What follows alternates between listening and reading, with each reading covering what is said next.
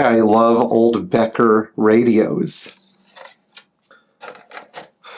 A lot of the time when people get a car, an old Mercedes or maybe a similar car, they think to myself, oh, I need some modern tunes. I got to put some modern tunes in here.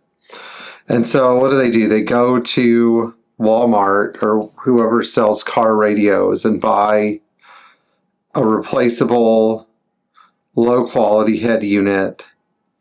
And then they take out the cutters and they cut into the factory wiring harness. And then they splice in some low quality stereo harness. Maybe they might even run new speaker wire because, you know, that's what you do when you're putting in a sound system. But today I'm here to talk about the advantages of keeping your old Becker radio. And one of the reasons that I like old Becker radios so much. We're also going to look at the 3 types of Becker radios and what you can do to get them rebuilt. And so the first radios we're going to look at are these guys. Now, this is an old Becker Europa, and it has long wave, short wave, AM and FM on it. So this is a pretty ritzy radio. It's a nice radio. Looks like something you'd get on a 70s car for sure.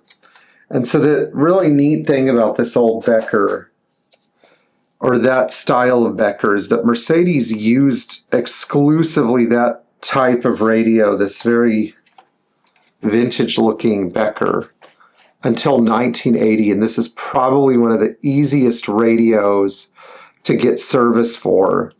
You know, there are a bunch of people who actually service these radios, and the one most people think of is Becker Auto Sound, but you know, we have our own Becker service guy. I don't know if he wants me sharing his contact information, but if you want to buy a refurbished radio from him, his eBay handle is Pasternak.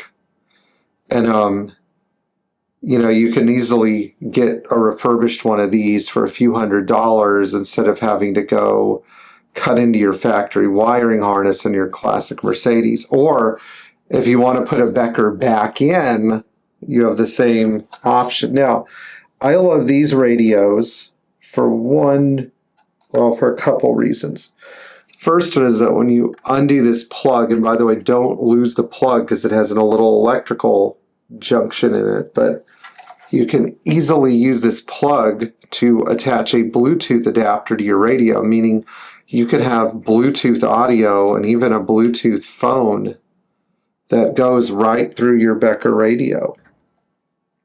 Second one is their ease of installation. You have one power supply terminal, you have a regular DIN antenna connector, you have a basic speaker connector.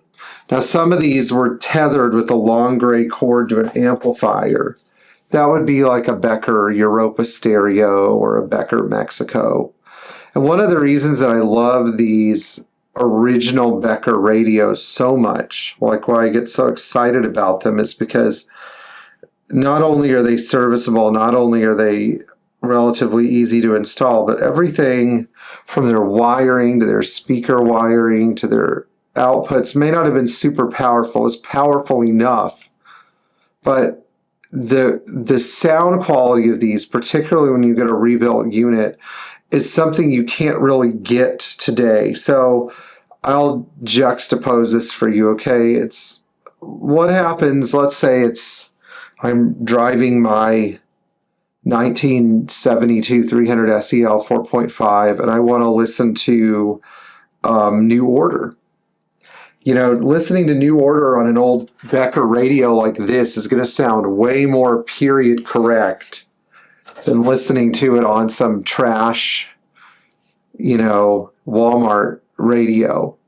Even some of the new expensive stereos like a Macintosh. In my 280 SL, I have a Macintosh. I don't think the Macintosh necessarily produces a more attractive sound. It produces a better sound, but it doesn't really sync with the car. Like it sounds too fresh, too good, almost like a manufactured kind of sound. I'm not saying the Macintosh is a bad radio. It's a great choice if you want a high-powered radio for your resto mod or something, but it just doesn't really fit the nature of the Mercedes. It's like throwing money at a problem that the factory already solved.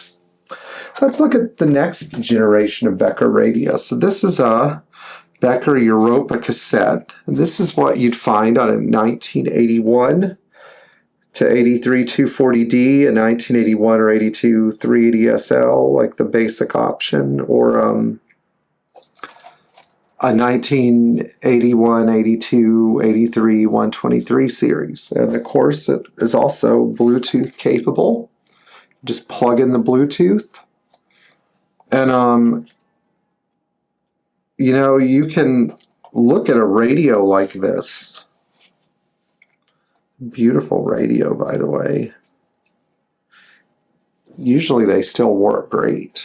So I know it doesn't have quite the vintage look of the Becker, but man, this is such a durable radio, and it works so well. And I know that Mercedes had come up with this thing where they wanted to modernize the face of the radio, but same old Becker technology usually doesn't fail. Now, let's look at this guy. This is a Becker Model 611 Mexico. And Becker came out with the Mexico and Grand Prix in this style, again, starting in 1980 for the 126 chassis. And as you can tell, yeah, it's got its own little unique plug housings to the back. So it's got two speaker plugs, an internal amplifier, power antenna, power supply for both memory settings and power on settings and illumination, and of course the antenna plug. Again, a really nice radio because it's easy, very easy to take that radio and retrofit it into a bunch of different cars. A lot of people would plug these things right into the original hole, where they'd have an earlier Becker. But these require a little bit more work. Now, this type of Becker, if you want to add Bluetooth to it, the Bluetooth must be hardwired to the board. So it means it has to take a trip to Becker Auto Sound or a similar workshop. And of course, you have the digital screen. But while some people may not like these as much, I still will make the argument that they're a better radio than the new garbage you buy today. And there are a couple of reasons for that. One, it plugs right into the car, into the factory harness. Two, once you've gone through them, and again, they take a little bit more work to go through, but they're still very serviceable. Once you replace all the electrolytic capacitors in the board and fix the circuitry and make sure that you've got a good display plate on there and everything, those radios are, I would describe them as great sound quality, a nice OEM look. They were designed to look with the rest of the car, and they're reasonably powerful. And most people want 200 or 300 watts of stereo power, but again, stereo wattage is a lot like horsepower. In order to get the job done, you don't need 200 or 300 watts unless you're trying to damage your brain. Instead, you need consistent power. Even 7 or 8 watts of stereo power will still deliver great sound quality through one of these old Becker radios. And I know that sounds ludicrous, but some of us listen to the music that we listen to. Not all of us do. Some of us blast music out of our car stereos to show off. But there's a point where the music becomes so loud. When are you actually going to enjoy, over 25 watts of stereo power?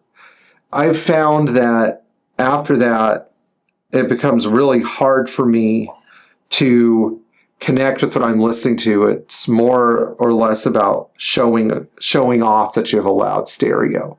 So it just, like, I understand that some people need, 200 or 300 watts of stereo power to show off the fact that they have a nice sound system in their car. Maybe to attract attention.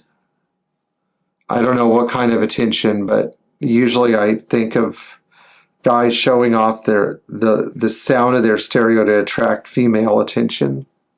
Is that a thing? Do people still do that? And I think in high school we did that sometimes. But one thing we learned reliably was that most girls were not into having an insanely loud stereo.